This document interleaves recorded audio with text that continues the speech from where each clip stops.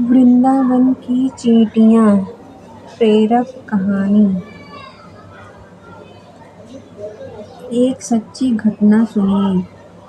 एक संत कि वह एक बार वृंदावन गए। वहाँ कुछ दिन घूमे, फिर दर्शन किए। जब वापस लौटने का मन किया तो सोचा भगवान को भोग लगाकर कुछ प्रसाद देता चलूं।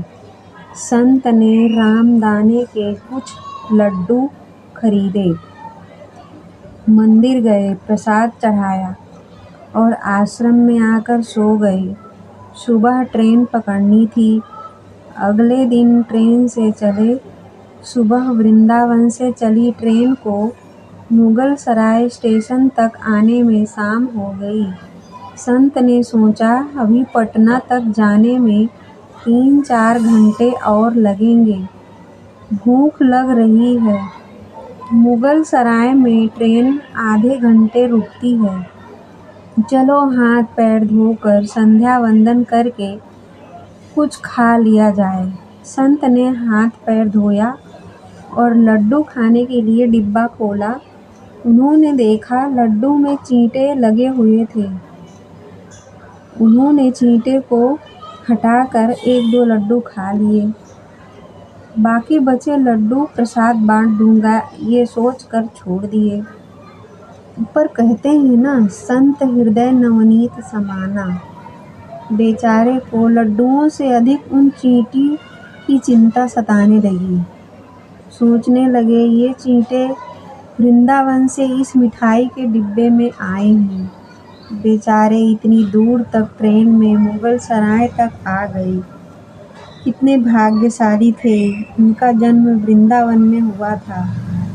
अब इतनी दूर से पता नहीं कितने दिन या कितने जन्म लग जाएंगे इनको वापस पहुंचने में। पता नहीं ब्रज की धूल इनको फिर कभी मिल भी पाएगी या नहीं। मैंने कितना बड़ा पाप कर दिया, इनका वृंदावन छुड़वा दिया। नहीं, मुझे वापस जाना होगा। और संत ने उन चींटों को वापस उसी मिठाई के डिब्बे में सावधानी से रखा और वृंदावन की ट्रेन पकड़ ली। उसी मिठाई की दुकान के पास गए, डिब्बा धरती पर रखा और हाथ जोड़ लिए।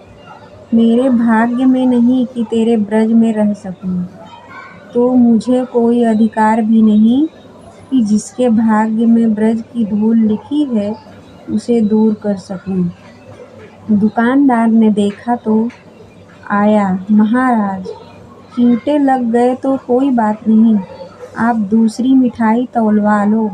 संत ने कहा भैया मिठाई में कोई कमी नहीं थी, इन हाथों से पाप होते होते रह गया, उसी का प्रायश्चित कर रहा हूँ। दुकानदार ने जब सारी बात जानी तो उस संत के पैरों के पास बैठ गए। भावुक हो गया। इधर दुकानदार रो रहा था, उधर संत की आंखें गीली हो रही थी। बात भाव की है, बात उस निर्मल मन की है, बात ब्रज की है, बात मेरे वृंदावन की है, बात मेरे नटवर नागर और उनकी राधा रानी की है, बात मेरे कृष्ण की राजधानी की है।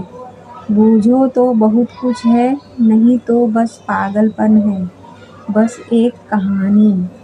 घर से जब भी बाहर जाएं तो घर में विराजमान अपने प्रभु से जरूर मिलकर जाएं और जब लौट कर आएं तो उनसे जरूर मिलें, क्योंकि उनको भी आपके घर लौटने का इंतजार रहता है। घर में यह नियम बनाइए कि जब भी आप घर से बाहर निकले तो घर में मंदिर के पास 2 घड़ी खड़े रहकर कहें, प्रभु चलिए आपको साथ में रहना है। ऐसा बोलकर ही घर से निकलें, क्योंकि आप भले ही लाखों की घड़ी हाथ में क्यों ना पहने हों, पर समय तो प्रभु के ही हाथ में है ना। Thank you guys. गाइज आपको ये कहानी कैसी लगी कमेंट में ज़रूर बताना गाइज। और आपको ये कहानी अच्छी लगी हो तो राधे राधे जय श्री कृष्ण बोलना और चैनल को लाइक और सब्सक्राइब करना गाइज।